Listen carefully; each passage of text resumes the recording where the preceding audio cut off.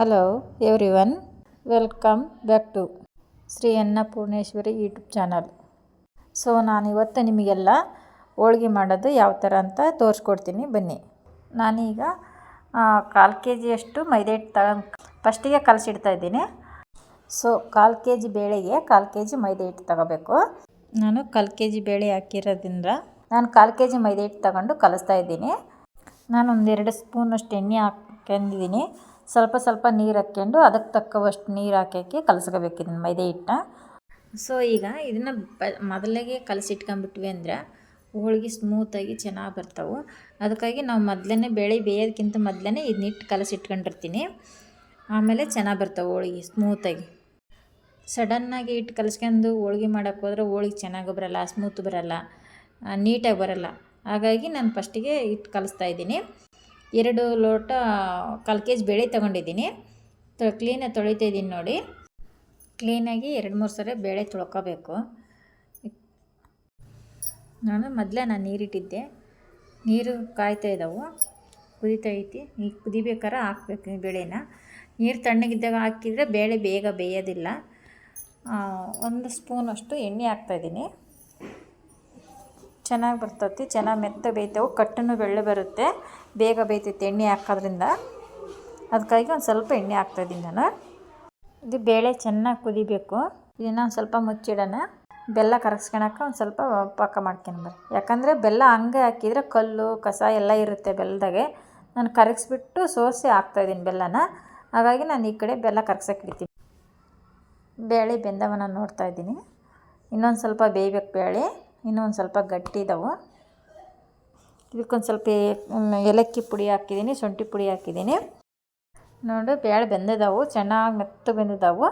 ಅದನ್ನು ನಾನೀಗ ಬೇಳೆಯೆಲ್ಲ ಬಸ್ಕೊಂಡು ಕಟ್ಟೆಲ್ಲ ಬಸ್ಕೊಂಡು ಬೆಲ್ಲ ಹಾಕ್ತಾಯಿದ್ದೀನಿ. ಸೋಸ್ಕೊಂಡು ಇಟ್ಕೊಂಡಿದ್ದೀವಿ ಪಾಕನ, ಬೆಲ್ಲ ಹಾಕ್ತಾಯಿದ್ದೀನಿ.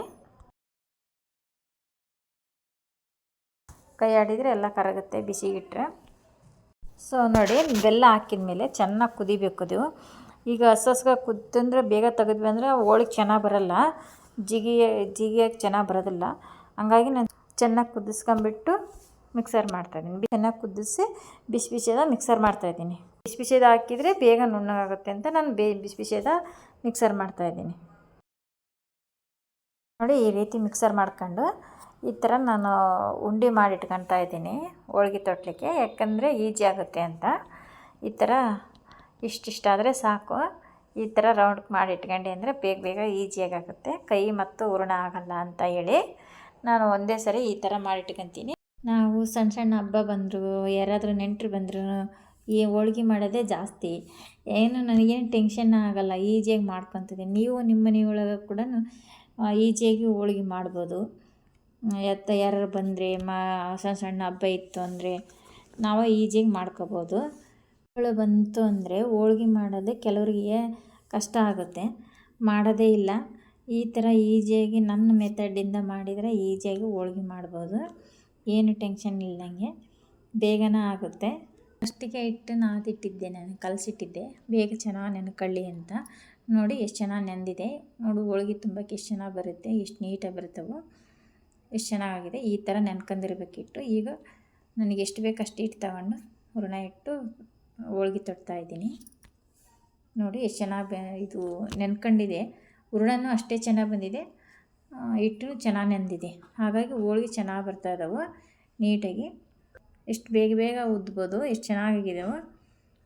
ಹಿಟ್ಟು ಚೆನ್ನಾಗಿರಬೇಕು, ಪರ್ಫೆಕ್ಟಾಗಿ. ಹಿಟ್ಟು ಚೆನ್ನಾಗಿತ್ತು ಅಂದರೆ ಹೂರಣ ಹಿಟ್ಟು ಚೆನ್ನಾಗಿತ್ತು ಅಂದರೆ ಹೋಳ್ಗೆ ಚೆನ್ನಾಗಿ ಬರ್ತಾ ಇದ್ದಾವೆ, ಸ್ಮೂತಾಗಿ ಬರ್ತಾವೆ, ನೋಡೋಕ್ಕೂ ಚೆನ್ನಾಗಿರ್ತಾವೆ, ಭಾಳ ಚೆನ್ನಾಗಿ ಹಾಕೋ.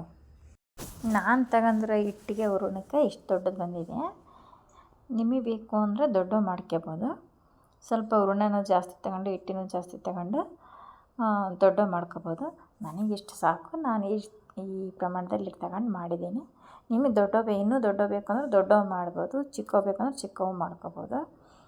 ನನಗಿಷ್ಟು ಸಾಕು, ಇಷ್ಟು ಮಾಡ್ತಾಯಿದ್ದೀನಿ ನೋಡಿ. ಈ ಥರ ಹಂಚಿಗೆ ಹಾಕ್ತಿದ್ದೀನಿ. ಈ ಥರ ಗುಳ್ಳಿ ಬರಬೇಕು. ಈ ಥರ ಬಂದಮೇಲೆ ತಿರುವಿ ಹಾಕಬೇಕು. ಬೇಗ ತೆಗೆದೇ ಬೇಗ ನಾವು ಉಲ್ಟ ಮಾಡಿ ಹಾಕಿದ್ವಿ ಅಂದರೆ ಕಿತ್ತೋಗೋ ಚಾನ್ಸಸ್ ಇರುತ್ತೆ. ಹಾಗಾಗಿ ಒಂದು ಸ್ವಲ್ಪ ಈ ಥರ ಗುಳ್ಳಿ ಬಂದಾದಮೇಲೆ ಉಲ್ಟಾ ಮಾಡಿ ಹಾಕಬೇಕು. ಹಾಗಾದರೆ ಒಳಗೆ ಮೇಲೆ ಕೆಳಗಡೆ ಎಲ್ಲ ಒಂಥರ ಬ್ರೌನ್ ಕಲರ್ ಬಂದಿರುತ್ತೆ. ಬ್ರೌನ್ ಕಲರ್ ಬಂದು ಚೆನ್ನಾಗಿ ಬೆಂದಿರುತ್ತೆ. ಆಮೇಲೆ ತಿರುಗಿ ಹಾಕ್ಬೇಕು ಇದನ್ನು. ನೋಡಿ ಇನ್ನೂ ಒಂದು ಸ್ವಲ್ಪ ಬೇಯಬೇಕಿತ್ತು, ಬೇಯಿಂದಿಲ್ಲ ಇದು. ಇನ್ನೊಂದ್ಸರಿ ಹಿಂಗೆ ಊಟ ಮಾಡಿ ಹಾಕಿದ್ರೆ ಚೆನ್ನಾಗಿ ಬೇಯುತ್ತೆ. ನೋಡಿ ಎಷ್ಟು ಚೆನ್ನಾಗಿ ಬಂದಿದೆ. ಈ ಥರ ಎಲ್ಲ ಹಿಟ್ಟು ಚೆನ್ನಾಗಿ ನೆಂದಿರೋದಕ್ಕೋಸ್ಕರನೇ ಈ ಥರ ಹೋಳ್ಗೆ ಬರೋದು ನೀಟಾಗಿ. ಹಿಟ್ಟು ಚೆನ್ನಾಗಿ ನೆನೆಯಲಿಲ್ಲ ಅಂದರೆ ಹೋಳ್ಗೆನೇ ಬರೋಲ್ಲ. ಈ ಥರ ಬ್ರೌನಾಗಿ ಬರಬೇಕು ಬೇಸಕ್ರ. ಈ ಥರ ಬ್ರೌನಾಗಿ ಬಂದರೆ ಚೆನ್ನಾಗಿರುತ್ತೆ ಹೋಳ್ಗೆ. ನೋಡಿ ಹೋಳ್ಗೆ ಎಷ್ಟು ಚೆನ್ನಾಗಿ ಬಂದಿದೆ, ಎಷ್ಟು ತೆಳುವಾಗಿ ಬಂದಿದೆ, ಎಷ್ಟು ನೈಸ್ವಾಗಿ ಬಂದಿದೆ. ನಾನು ಎಣ್ಣೆನೂ ಜಾಸ್ತಿ ಉಪಯೋಗಿಸಿಲ್ಲ ಇದಕ್ಕೆ. ನೋಡಿ ತೆಗಿತಾ ಇದ್ದೀನಿ, ಎಷ್ಟು ಚೆನ್ನಾಗಿ ಬಂದಿದೆ. ಈ ಥರ ಬ್ರೌನಾಗಿ ಬರಬೇಕು, ತೆಳುವಾಗಿ ಬಂದಿದೆ. ಎಷ್ಟು ತೆಳುವಾಗಿ ಬಂದಿದೆ ನೋಡಿ ಈ ಥರ ಬರಬೇಕು. ಸ್ವಲ್ಪ ಹಂಚಿನಿಂದ ತೆಗೆದ ತಕ್ಷಣ ಆರಕ್ಕೆ ಬಿಡಬೇಕು ಇನ್ನು ಹೋಳ್ಗೆನ. ಸ್ವಲ್ಪ ತಣ್ಣಗಾದ್ಮೇಲೆ ನೀಟಾಗಿ ಮಡಚಿಡ್ಬೇಕು. ಈ ಥರ ಮಡಚಿದ್ರೆ ಬಿಸಿ ಬಿಸಿದ ಮಡಚಿಬಿಟ್ರೆ ಎಲ್ಲ ಕಿತ್ತೋಗ್ಬಿಡುತ್ತೆ. ಹಾಗಾಗಿ ಒಂದು ಸ್ವಲ್ಪ ತಣ್ಣಗೆ ಬಿಡಬೇಕು ಇದನ್ನು, ಆಮೇಲೆ ಮಡಚಬೇಕು. ನೋಡಿ ಮತ್ತೆ ಒಂದು ತೋರಿಸ್ತಾ ಇದ್ದೀನಿ, ಅದೇ ಪ್ರೊಸೆಸ್ಸಲ್ಲೇ ಮಾಡ್ತಾಯಿದ್ದೀನಿ. ನೀವು ಮನೆಯಲ್ಲಿ ಮಾಡಿ ಟ್ರೈ ಮಾಡಿ ನೋಡಿ, ಚೆನ್ನಾಗಿರುತ್ತೆ.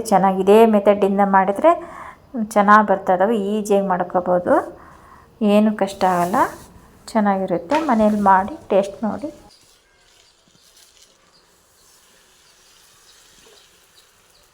ನೋಡಿ ಅದೇ ರೀತಿಯೇ ಇದನ್ನು ಹಂಚಿಗೆ ಹಾಕಿದ್ದೀನಿ, ಬೇಯ್ತಾ ಇದೆ ನೀಟಾಗಿ. ಎಷ್ಟು ಚೆನ್ನಾಗಿ ಬೇಯ್ತಾ ಇದೆ. ಇದೊಂದು ಸ್ವಲ್ಪ ಬೇಯಬೇಕು. ಈ ಥರ ಗುಳಿ ಎಲ್ಲ ಬರಬೇಕಿದು. ನೀಟಾಗಿ ಉಲ್ಟಾ ಮಾಡಿ ಹಾಕ್ಬೇಕು ಇದನ್ನು, ಯಾಕೆಂದರೆ ಕಿತ್ತೋಗ್ಬಿಡುತ್ತೆ ಅರ್ಜೆಂಟಿಗೆ ನಾವು ಉಲ್ಟಾ ಮಾಡಿ ಹಾಕಿದರೆ. ನೋಡಿ ಈ ಥರ ಗುಳಿ ಬರಬೇಕು. ನೋಡಿ ಯಾವ ಥರ ಉಬ್ತಾ ಇದೆ. ನೋಡಿ ಈ ಥರ ಬ್ರೌನ್ ಕಲರ್ ಎಷ್ಟು ಚೆನ್ನಾಗಿ ಉಬ್ಬಿತ್ತು. ನೋಡಿ ಯಾವ ಥರ ಬಂದಿದೆ ಹೋಳ್ಗಿದು, ಎಷ್ಟು ನೈಸಾಗಿ ಬಂದಿದೆ.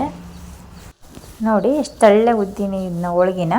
ಇಷ್ಟು ತಳ್ಳ ಉದ್ದಕ್ಕೆ ಈ ಥರ ಉಬ್ತಾ ಇದೆ, ಪೂರಿ ಉಬ್ದಂಗೆ ಉಬ್ತಾ ಇದೆ ಚೆನ್ನಾಗಿ. ಈ ಥರ ಅದ್ರ ಜೊತೆಗೆ ಬ್ರೌನ್ ಕಲರಾಗಿ ಬೇಯಬೇಕು, ಚೆನ್ನಾಗಿ ಬೇಯಬೇಕು. ಬೆಂದ್ರೇ ಟೇಸ್ಟಿ ಇದು ಹೋಳ್ಗೆ, ಇಲ್ಲಾಂದರೆ ಚೆನ್ನಾಗಿ ಬರೋಲ್ಲ. ದಪ್ಪ ಮಾಡಿದರೆ ಎಷ್ಟು ತೆಳುವಾಗಿ ಬಂದಿದೆ ನೋಡಿ. ಈ ಥರ ಬ್ರೌನ್ ಕಲರು ಎಷ್ಟು ಚೆನ್ನಾಗಾಗಿದೆ.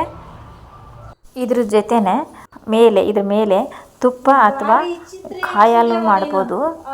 ಆಮೇಲೆ ಇದು ಸೀಕರಣೆನ ಮಾಡ್ಬೋದು, ಟೇಸ್ಟಿಯಾಗಿರುತ್ತೆ ಭಾಳ. ತುಂಬ ಕಾಯಿ ಹಾಲಿಗಂತೂ ತುಂಬ ಟೇಸ್ಟಿಯಾಗಿರುತ್ತೆ.